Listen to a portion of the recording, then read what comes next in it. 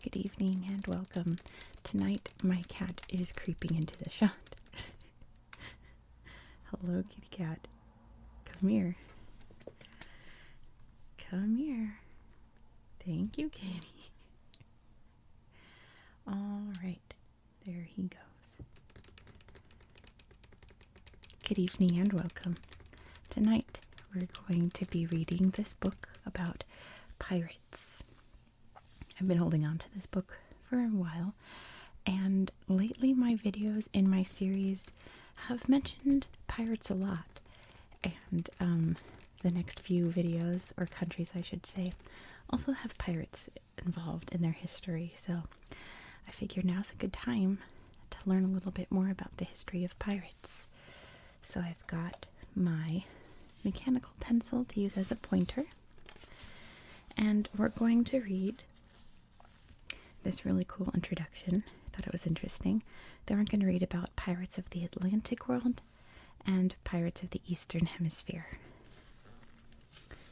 So let's just dive right in. The origins of piracy. When we think of pirates, we tend to envision the swashbucklers of the so-called Golden Age of piracy in the 17th and 18th centuries. But pirates existed long before these buccaneers. In fact, they've existed for nearly as long as people have sailed the world's waters. The word pirate comes from the ancient Greek peiramai, which means attempt, as in the attempt to steal. It then evolved into the Greek word pirates and the Latin word pirata.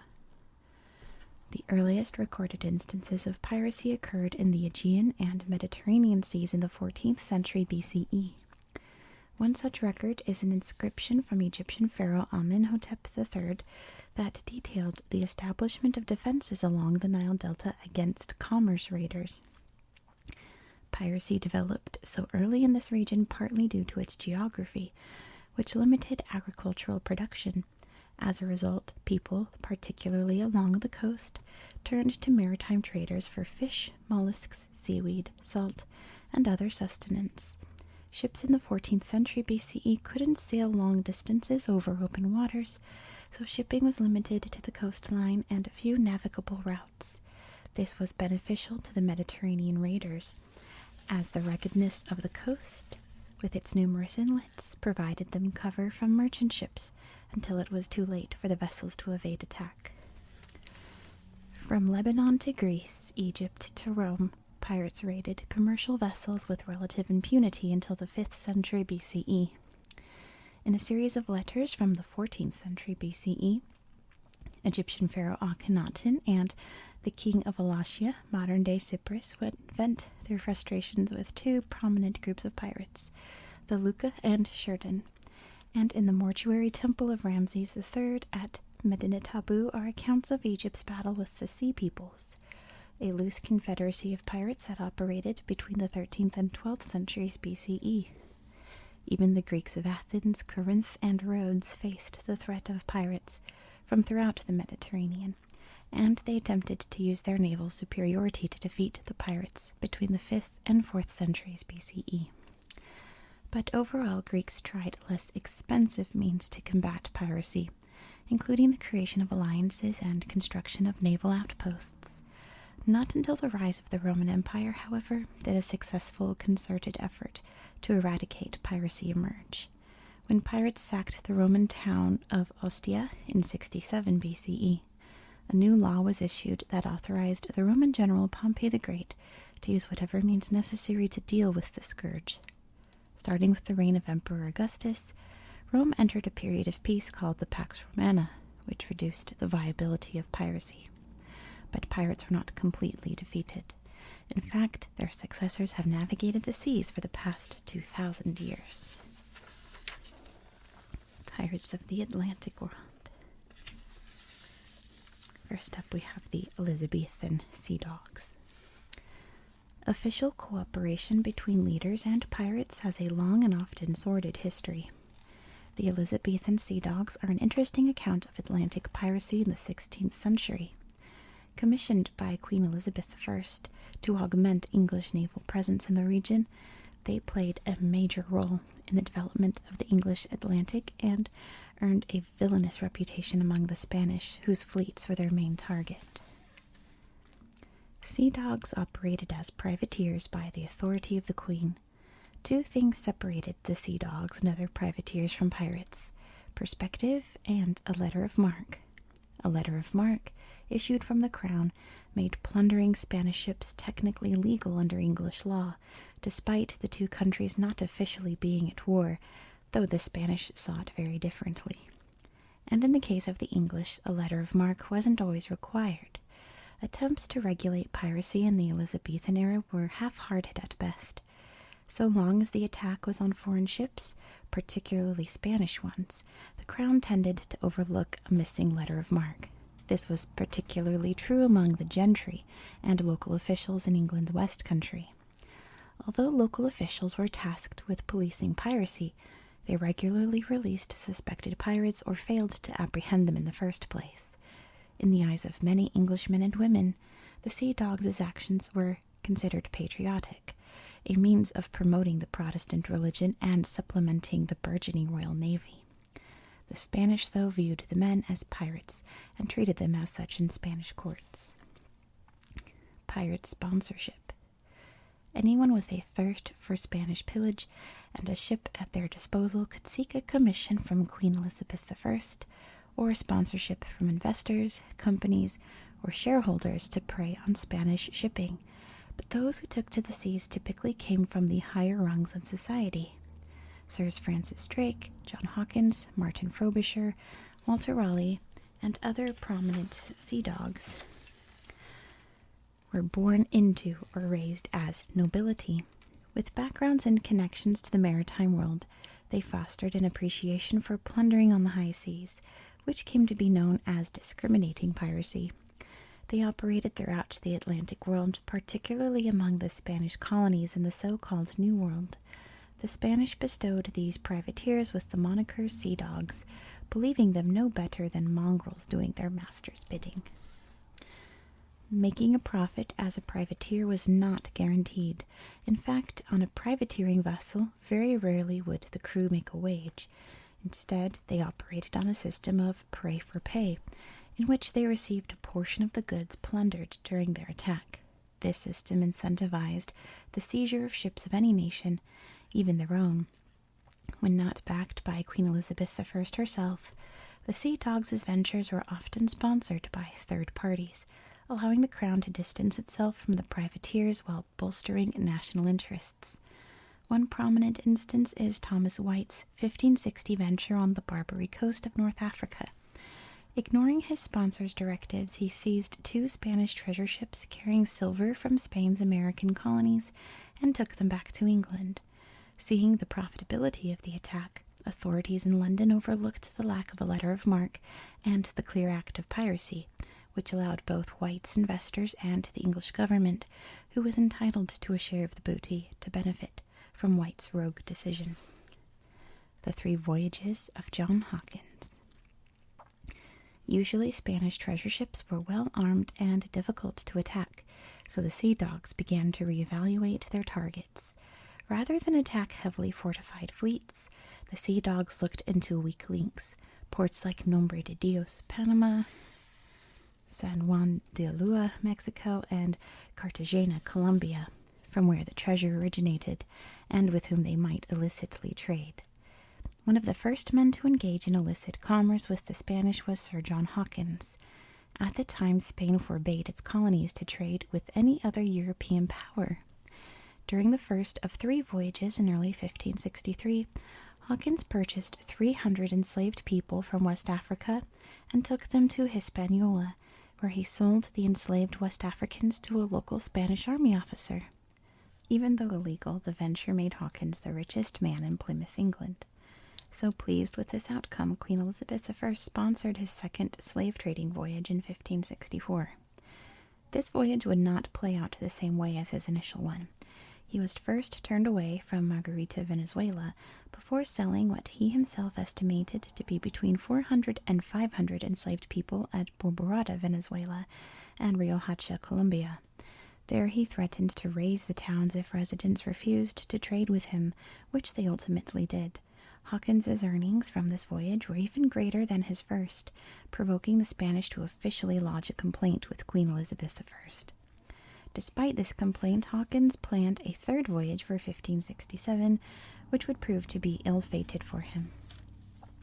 Hawkins was met with violent resistance from the West Africans he attempted to enslave, but he ultimately was able to transport enslaved people to the Spanish colonies. He then set sail for Florida, but was attacked at the port of Veracruz after the Spanish feigned assistance in repairing Hawkins's ships, which had been damaged during a storm. The Spanish killed English sailors and chased Hawkins, who ultimately returned to England with only 2 of the 6 ships with which he set sail. This final voyage and the events surrounding it marked the beginning of a long conflict between England and Spain that eventually ignited the Anglo-Spanish War in 1585. Privateering successes and scandals. Despite the Spanish crown's best attempts at fortifying its colonial ports, the English made inroads into Spanish territory. Sir Francis Drake made the Spanish a favorite target and attacked their most vulnerable points. In 1572, he embarked on a venture to capture Nombre de Dios, an important Spanish-occupied city in Panama, where silver and gold treasure from Peru was brought to be picked up by Spanish fleets.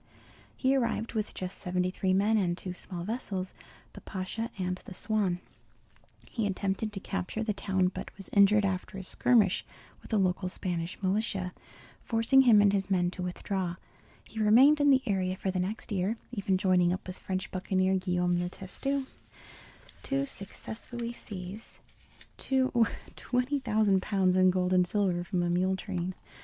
Drake continued to demonstrate the weaknesses in Spanish defenses when he sailed a fleet of 7 large ships and 22 smaller vessels throughout the Spanish West Indies between 1585 and 1586.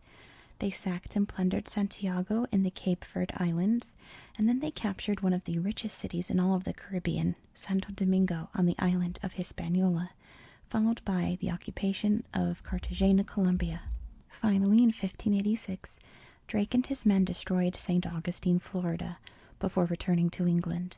In addition to the goods and gold that Drake and his men seized during the Great Expedition of 1585-86, they also made away with over 135,000 ducats, or gold trade coins, from ransoming the cities and their inhabitants. Raids against the Spanish continued until England and Spain made peace, thus concluding the Anglo-Spanish War, but the Sea Dog legacy lived on. Sir Richard Hawkins, son of Sir John Hawkins, succinctly expressed the burgeoning reality of these intersecting commercial and legal relationships in 1606. In a letter he wrote to the British Privy Council, Hawkins remarked, "And whereas by my diligence the intercourse of trade with pirates was before barred and the offenders punished, now they let not at noondays to make mart with them, those which pretend authority being either parties in the dealing or at the least winking at it." Essentially, government officials' participation in, or tacit acceptance of, the illicit economy removed the threat of retribution. Hawkins deftly omitted his own participation in the loosely defined realm of piracy and illicit trade, taking after his father.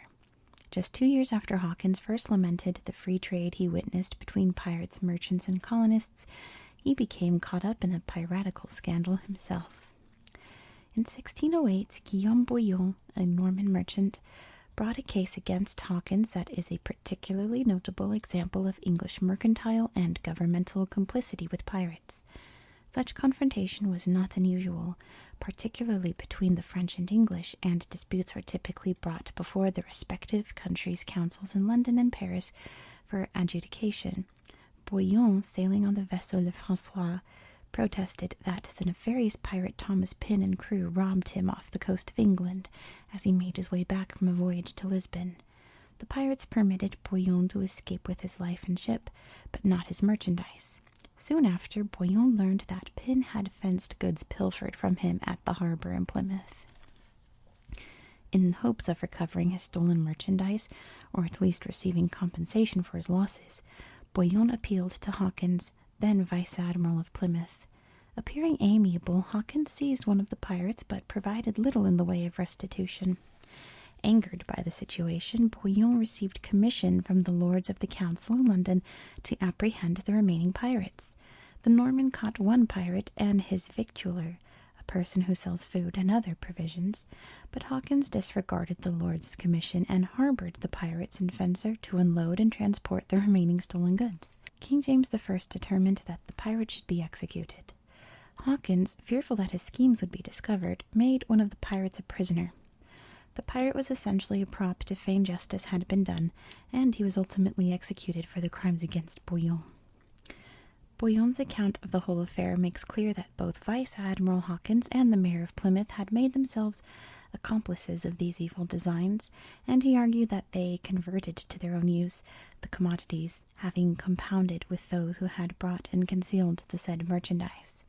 According to Bouillon's statement, local officials were more concerned not only about their own pockets, but also about gaining the favor of those who might help to keep them in their present positions. Piracy in the Atlantic world. The port cities of the colonial Atlantic world were crucial to regional and global economies, and piracy was an important part of their development. Pirates would not have been able to play a role if not for the cooperation, official or implicit, between many colonial and imperial leaders in illicit activities. The business of colonial officials, in particular colonial governors, was to facilitate a balance between the nation's desires and the wishes of themselves, the merchants and the inhabitants of their locales. Complicity with piratical activities fulfilled these duties, as well as protected the interests of those who invested in the colonial venture. The history of the Caribbean itself is one of competing imperial and local interests, making the region an experiment in the best and worst colonial institutions and practices. Local leadership and merchants supported the development of illicit economies, or economies of opportunity, among the islands in their charge.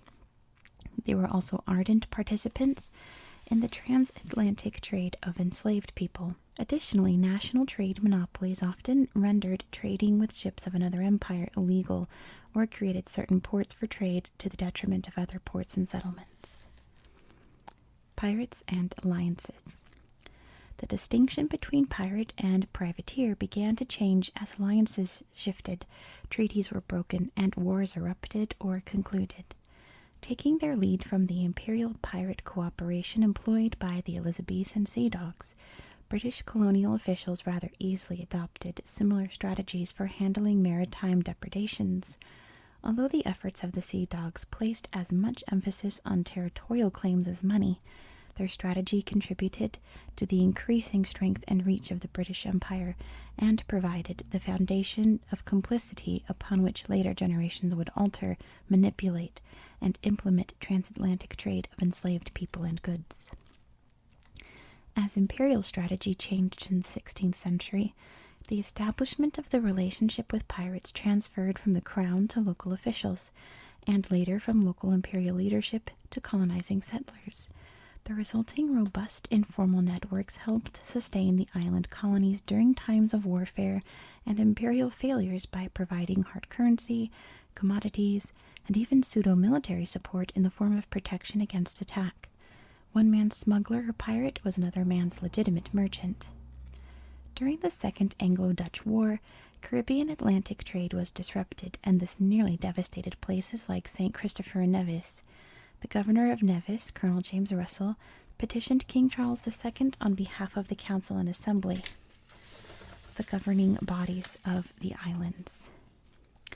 The island, he said, had become a refuge for nearly 5,000 men, women, and children from nearby islands who fled the cruel French and bloody Indian cannibals.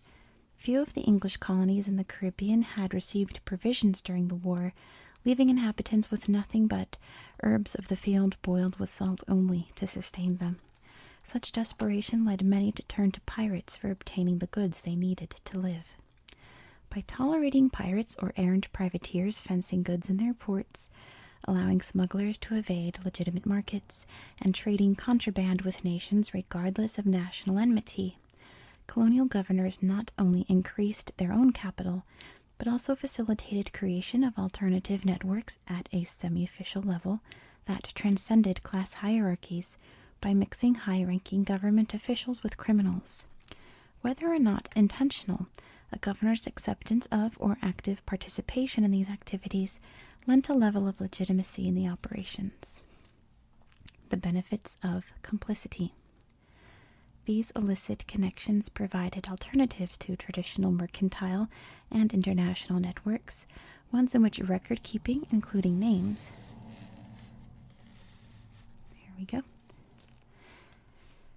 bills of lading and the payment of taxes or duties could be circumvented.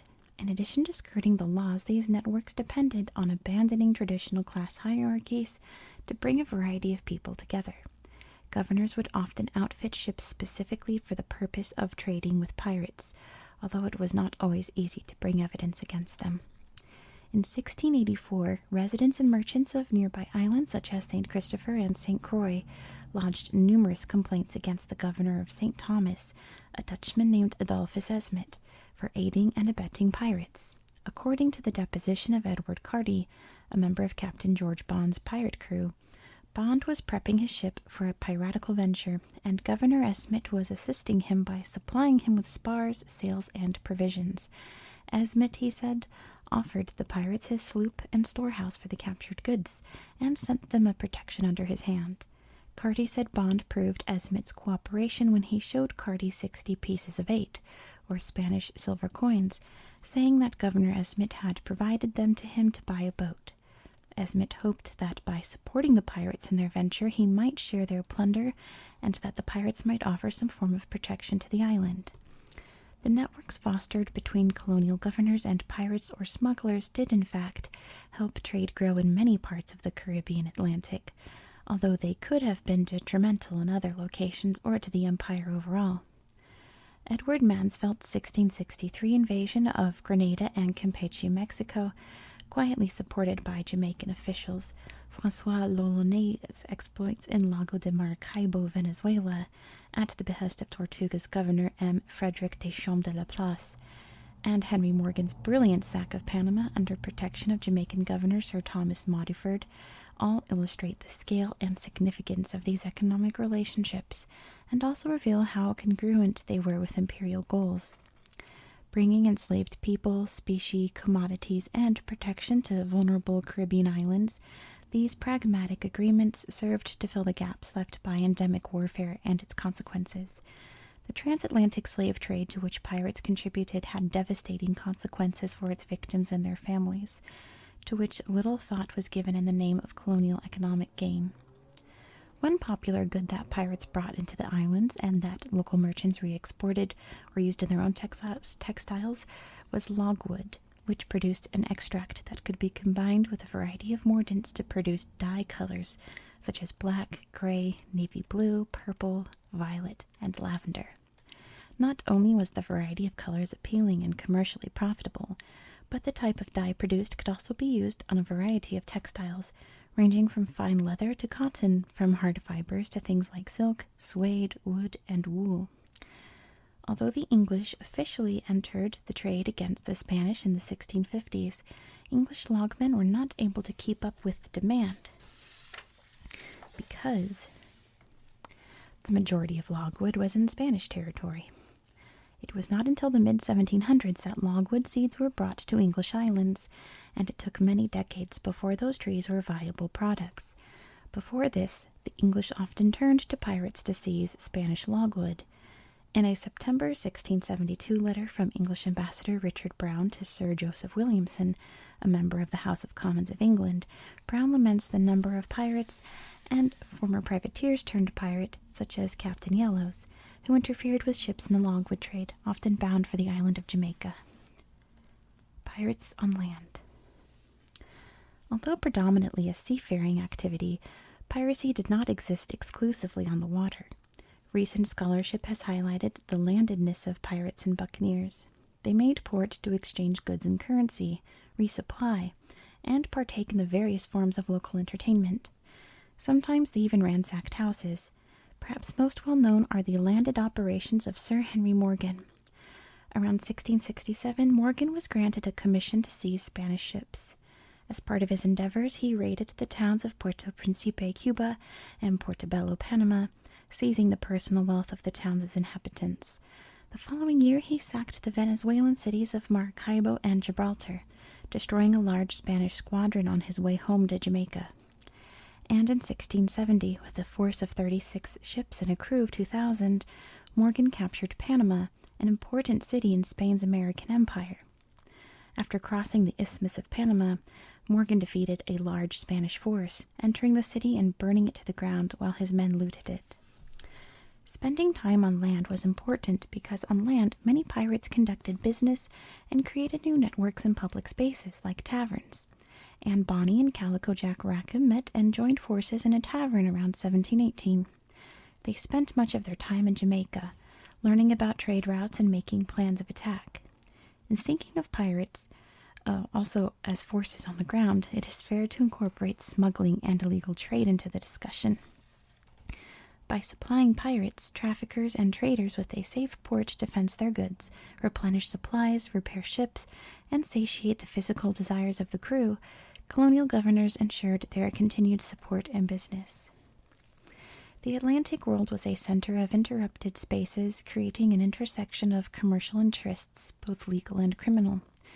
Colonial administrators exercised a level of flexibility and freedom in conducting business as they saw fit, so long as they could defend their activities as necessary at different points throughout the 17th and 18th centuries.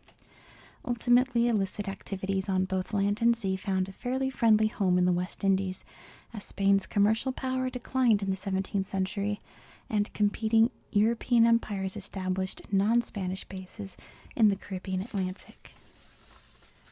All right, we're going to skip this chapter because it talks mainly about pirate life, and I'm more interested in pirate geography.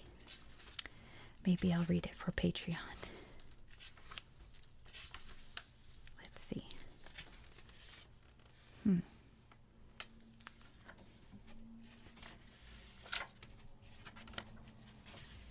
Here we go. Pirates of the Eastern Hemisphere. Starting off with pirates from Japan. Pirates who operated out of Japan, known as woko, or wako, wegu, or kaizoku, primarily raided the coastlines of China and Korea from the 13th century to the 16th century in pursuit of commodities and silver. In the spring of 1420, Song Hui-gyong, a Korean ambassador on a mission to Japan, noted that many of the settlements he passed harbored pirates who maintained control over the waterways. A century later, Chinese and European accounts also commented on these autonomous pirate dominions. One European navigator even warned his contemporaries that they could only sail the waterways of Japan with the permission and protection of local pirate leaders, leading many Europeans to refer to parts of the Japanese archipelago as the Pirate Isles. The woko were of Japanese, Korean, and Chinese ethnicities. They raided the Chinese mainland from the islands of Tsushima and Kyushu, the Korean peninsula, the Kumano region of the Kii Peninsula, and particularly the Seto Inland Sea. The woko were able to plunder because the bulk of commercial exchange occurred on waterways and not via overland transport. They were able to take advantage of political and economic circumstances to lord over everything from production to distribution. Despite their attacks, Japanese pirates were essential to Japan's integration into global shipping networks because they were some of the first people that foreigners met. They might transport, protect, pilot, or even attack those visitors from overseas. Piracy in Japan was most prominent between 1300 and 1600.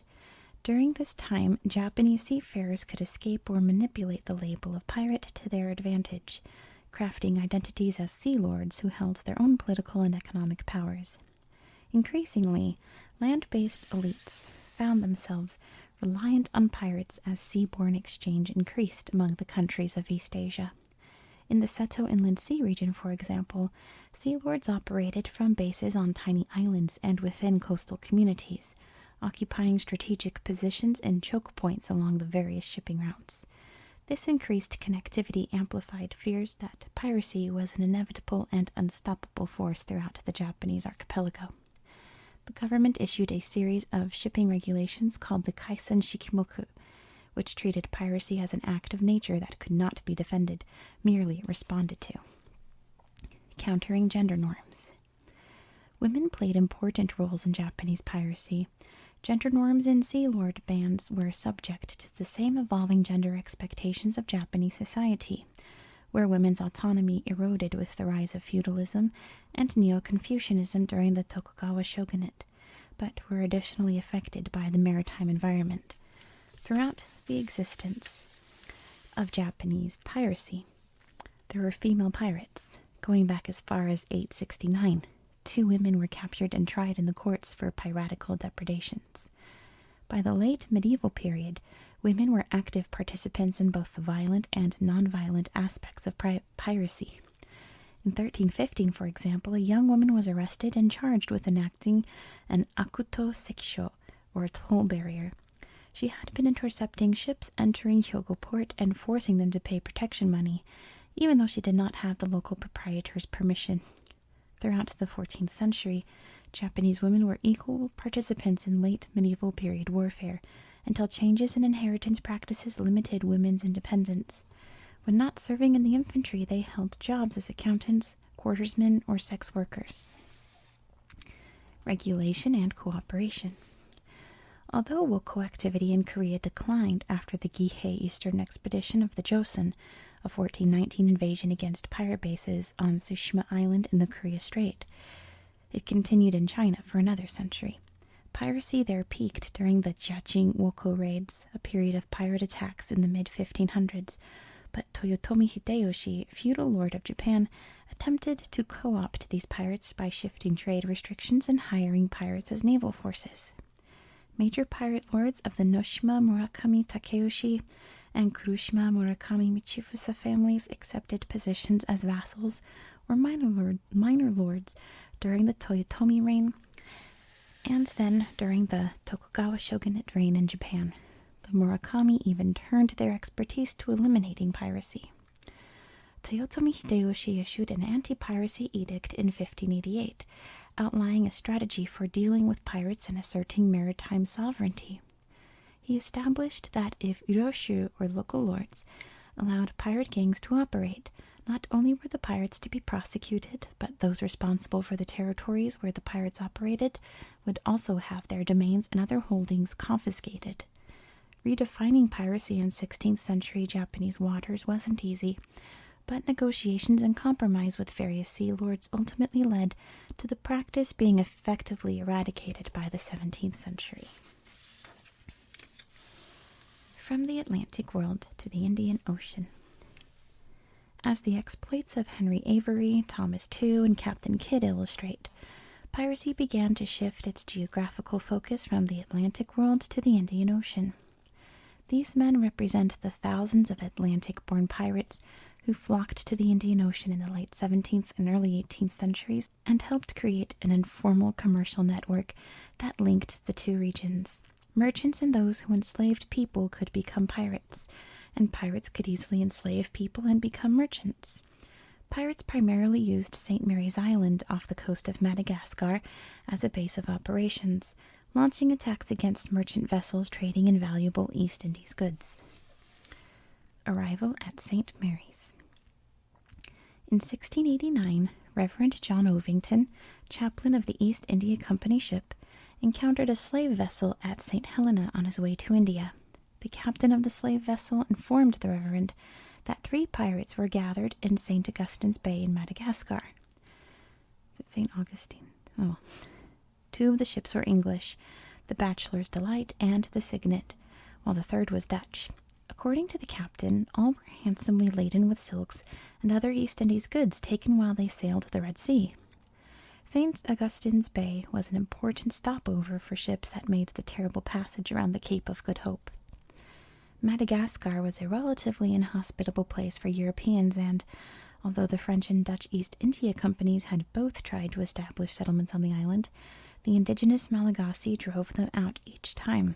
It was safer for pirates to use St. Mary's Island, which was made all the more appealing when English trader Adam Baldridge set up a post in 1691.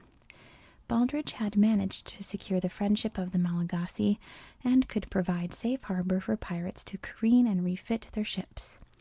For 6 years, Baldridge managed to successfully hawk his European wares, such as tobacco and food, for pirate booty like silks and gold, building an incredibly fortified bastion. Ultimately, greed got the better of him. He tricked some Malagasy natives into entering a French slave vessel where they were captured and sold to French colonists on Reunion Island.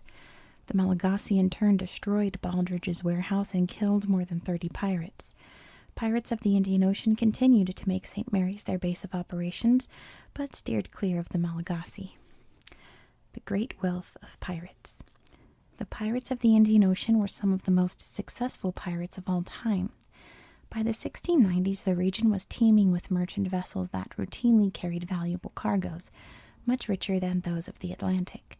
Ships frequently carried wealthy Muslim pilgrims and rare luxury goods like silks and spices from India to Mecca each year. When it came time to make the return journey, the monsoon season would have set in at Mocha in Yemen, so they returned in a single fleet heavily laden with gold and silver. There were also ships from Portugal and from the East India Companies of England, France, and the Netherlands. While ships headed east carried cash to finance operations, the ships headed west contained fine silks, jewels, and spices. The most coveted treasure ships, though, belonged to the Mughal Emperor Aurangzeb and the prominent merchant Abdul Ghaffur. Unlike their Atlantic buccaneer counterparts, who frequently seized timber, rum, and cloth, those in the Indian Ocean routinely captured gold, silver, and gems. Those hailing from St. Mary's achieved particular success in their piratical ventures.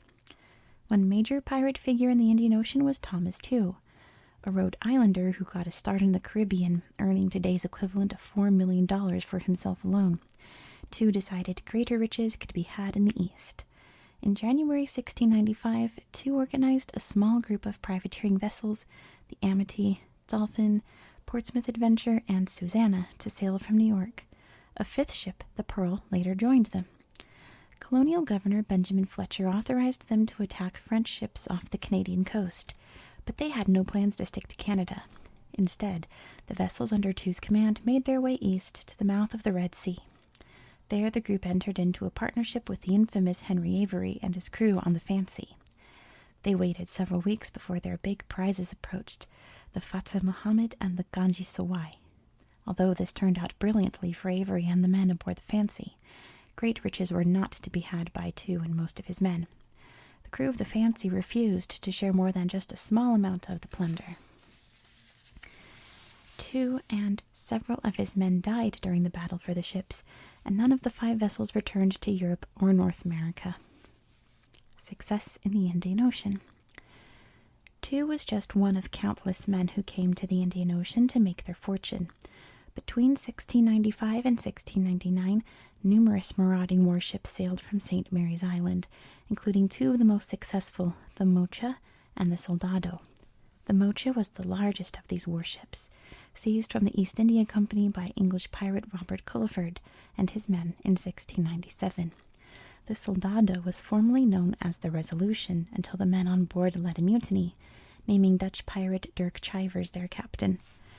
Chivers and his men began pirating in the summer of 1696 by holding East India Company vessels for ransom. But their boldest move came in November 1696 when they held 4 ships hostage in the harbor of Calicut, Kerala, in southern India. Chivers demanded £10,000 or they would burn all the ships in the harbor. But the Indian governor and the East India Company's representatives refused, offering a compromise of £5,000. Chivers was offended by the offer, and when the full £10,000 was not delivered, the Soldado raised the bloody colors, a red flag that meant certain death. To show they meant business, Chivers and his crew set one of the hostage ships on fire. Another compromise was offered, £4,000, and this time Chivers agreed to take it.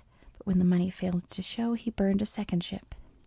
What Chivers failed to realize was that the Indian government and the East India Company were working on another plot. They had messaged pirates in India to attack Chivers and his men, which forced them to flee the harbor. They'd have to find their riches elsewhere. The English pirate John Taylor and his French counterpart, Olivier Levasseur, also known as La Bousse, would come away with the greatest riches of all the Indian Ocean pirates. Captains of the Cassandra and the Victory, they came across the Nosa Senhor de Cabo in 1761.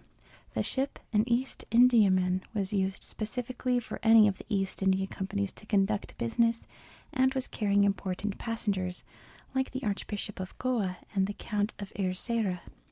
The vessel had been damaged in a major storm and had come to the East African island of Réunion for repairs, making it a prime target for Taylor and Labuse. On board were diamonds valued at £500,000. In addition to the diamonds were £375,000 in rare Asian products, such as silks and porcelain. The men easily seized the vessel. Adding this to their earlier plunder from several small Indian trading vessels, Taylor and Labuse made away with more than £900,000 worth of booty. Taylor left Labuse behind in November 1722, sailing for the Caribbean to seek pardon. He was denied pardon in both the Bahamas and Jamaica, so he made his way to the Spanish city of Portobello, Panama, where he bribed the governor with the Cassandra and 121 barrels of gold and silver coins. After a few years hiding out in Portobello, Taylor made his way to Jamaica, where he married and had 4 children. Although Taylor got away with his share of the loot, Labuse was caught. After ending his pirating ways in 1723, Labuse turned intermediary between those who enslaved people and Malagasy chiefs. In 1730, Captain Jean-Marc Adrien Lemaitre, a Frenchman who enslaved people, tricked Labuse and had him arrested and hanged for piracy. By the end of the 18th century, as Europeans began colonizing throughout the Indian Ocean region, the area became difficult for pirates to operate in, but they never truly disappeared.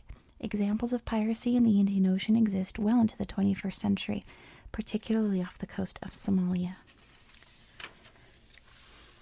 Pirates of the South China Sea. And note that I'm pretty sure my Chinese pronunciations of names are pretty bad, so feel free to correct me in the comments if I mess something up. Pirates were active throughout the South China Sea from 1500 to 1860. Before the 1790s, piracy along the South China coast was limited to a few sporadic stragglers who carried out limited depredations under the cloak of darkness. These pirates had small vessels and their numbers were meager, making their ability to inflict damage inadequate. The Chinese considered piracy little more than a nuisance that was easily combated. When the Taizong Rebellion, an uprising born out of a century of war and the bitter rivalry between the ruling southern Nguyen and the northern Trinh families, broke out in southern Vietnam in 1771, Taizong rebels hired Chinese pirates to fight in the Civil War. One of the Taizong leaders, Wen Hui, was crowned emperor around 1788, reuniting all of Vietnam. He defeated the invading Chinese army in 1789. And even though Emperor Chunlong recognized Wen Hui as the rightful leader of Vietnam, it didn't stop Hui from wanting to exact revenge for the losses his people had suffered. He provided money to Chinese pirates such as Chen Qianbo, Mo Guanfu, and Chiang Chi, who were ordered to hire more pirates to provide security to Vietnam. As a result of Hui's vengeance, the number of Chinese pirates grew rapidly after 1790, as large, well-organized fleets of junks, or Chinese sailing ships, emerged and dominated the South China coasts. Between 1795 and 1810, pirates of the South China coast became their most powerful, forcing the government to face its greatest maritime threat in nearly a century. By 1805, a confederation of between 50,000 and 70,000 pirates controlled southern China's coastal trade and fishing industry.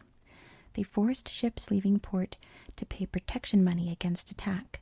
Due to the complex coastal geography of the South China coast, the territorial disputes among the seaside states, and the amount of shipping traffic passing through the South China Sea, piracy was a rampant problem.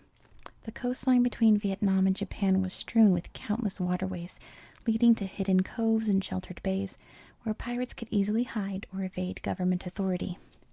Pirates didn't just operate along the coastlines. However, they also seized interior water routes, where they forced villages and towns to pay large sums of money in the form of semi-annual payments. When cooperation was refused, villages were burned to the ground. Early pirates in China were fishermen or sailors who needed to supplement meager salaries. One such fisherman was Chen Ah-chang. In September 1795, he joined the pirate game of Tempaita.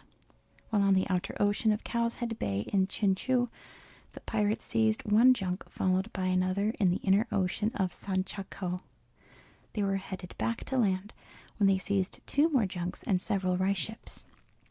These captures netted Chen Ah-chang more than his measly fishing salary could provide. Another fisherman turned pirate was Chen Yahui from Suichi. Within 1 day of becoming a pirate and joining a crew of 12, he had already seized a privately hired ferry boat. He and his fellow pirates took their booty to a known network of fishermen willing to fence the loot. Their haul included 15 won of foreign silver, 4,500 copper pieces, and 25 articles of clothing and felt, which they sold for 3,000 copper pieces. These pirates tended to carry out short, quick missions, rather than long, protracted engagements. Many of these fishermen turned pirates returned to or operated in Gyeongbin, where the Chinese engaged in the fishing industry flocked. Gyeongbin, located near the Chinese and Vietnamese border, was known as a pirate hotbed at the time. Chinese pirates were so successful that by 1790, piracy rather than fishing was the primary basis of the economy in Gyeongbin. The town emerged as a headquarters for several reasons. First, it was ideally situated along major shipping routes.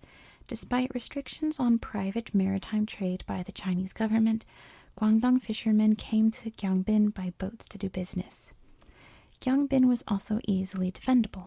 Because it was located on a river and surrounded by incredibly dense terrain, it was difficult to access by land, and only vessels of a certain size could approach the area.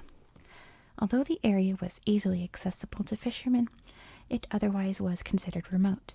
This inaccessibility meant that Gyeongbin was far from administrative centers in both China and Vietnam, enabling pirates to operate with little interference.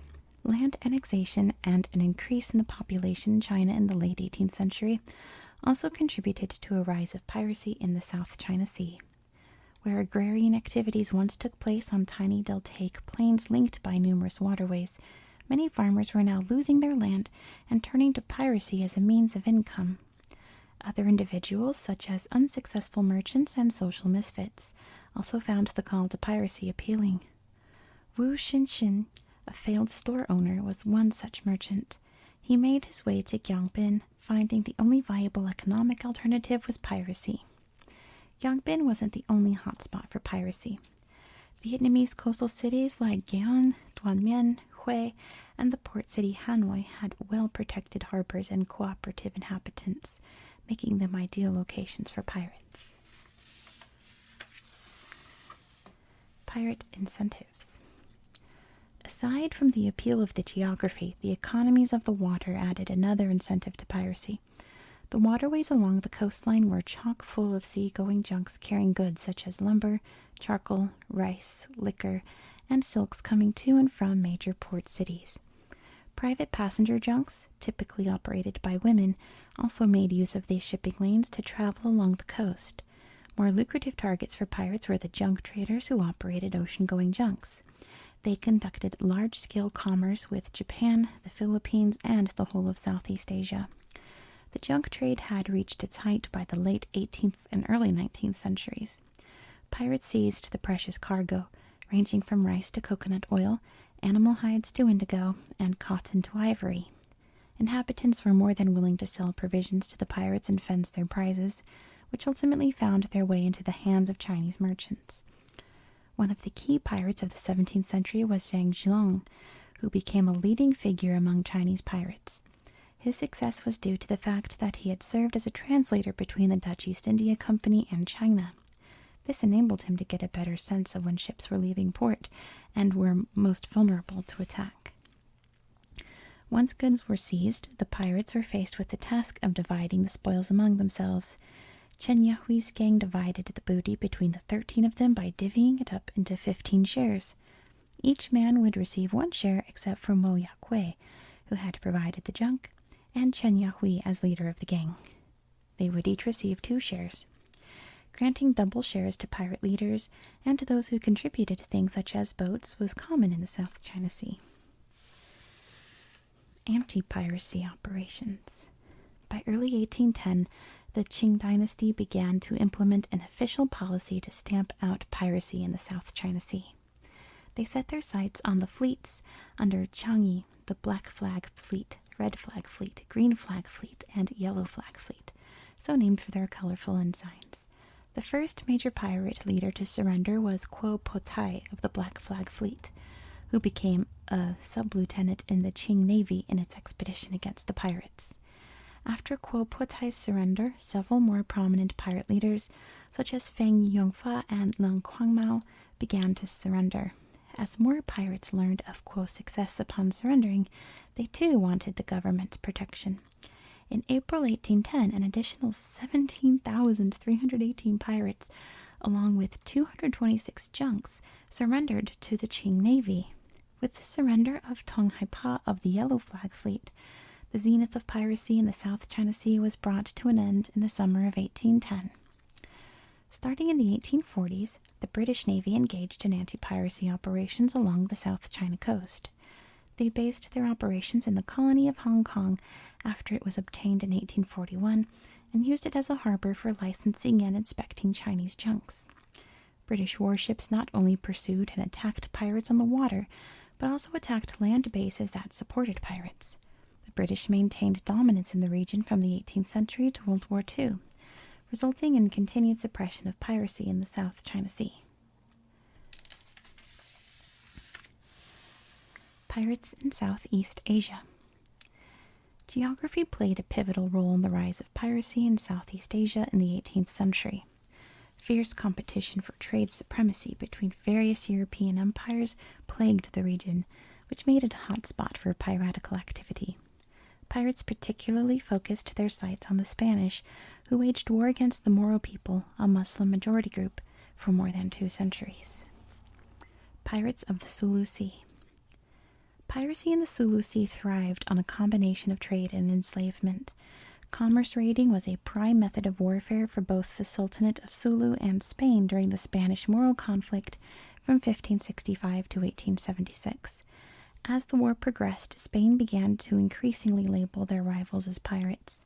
Although maritime raiding in the Philippines predated the first Spanish invasions in the region in the 16th century, it intensified due to the war and as a result of the region's integration into early modern global commerce. Throughout the centuries of conflict between the Spanish and the people of the Sulu Sea, maritime raiding played a key role in the buildup of wealth and enslaved peoples. It also served as a means of anti-colonial resistance. The areas in and around the Sulu Sea became a haven for piracy, which was not suppressed until the beginning of the 20th century. There was a distinct religious element to piracy in the Sulu Sea. Relations between the Spanish colonizers in the northern Philippines and the predominantly Muslim population in the southern parts of the archipelago were hostile due to the Spanish attempts to convert Muslims to Christianity and take control over their lands and waters. Both the Spanish and the Moro considered the prolonged conflict part of a long-standing struggle between Christianity and Islam. Despite Spanish efforts to eradicate the pirate threat, piracy persisted until the early 1900s, after Spain ceded the Philippines to the United States as a result of the Spanish-American War in 1898. American troops embarked on a pacification campaign from 1903 to 1913 that extended American rule to the southern Philippines and effectively suppressed piracy in the region. Piracy in the Strait of Malacca.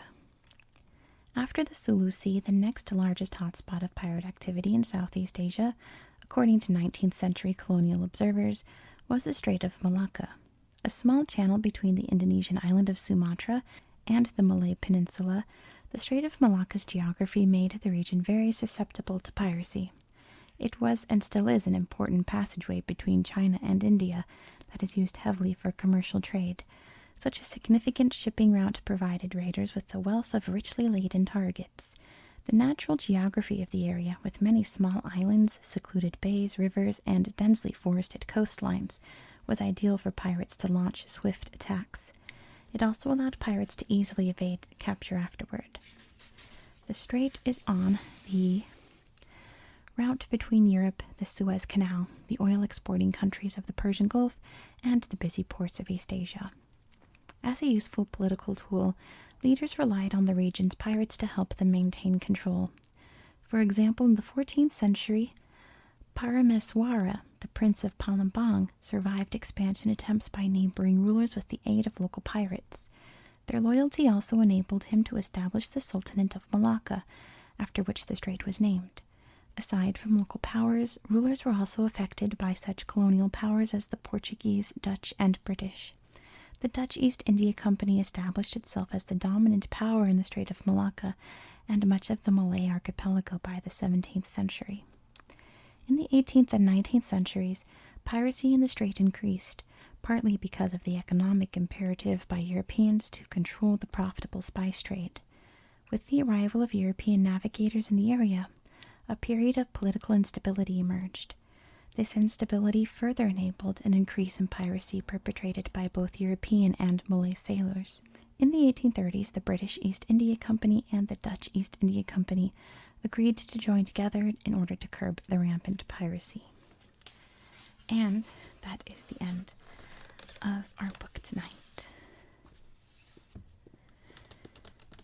So thank you so much for watching. I hope you found this video relaxing and educational. And I hope that you have a very good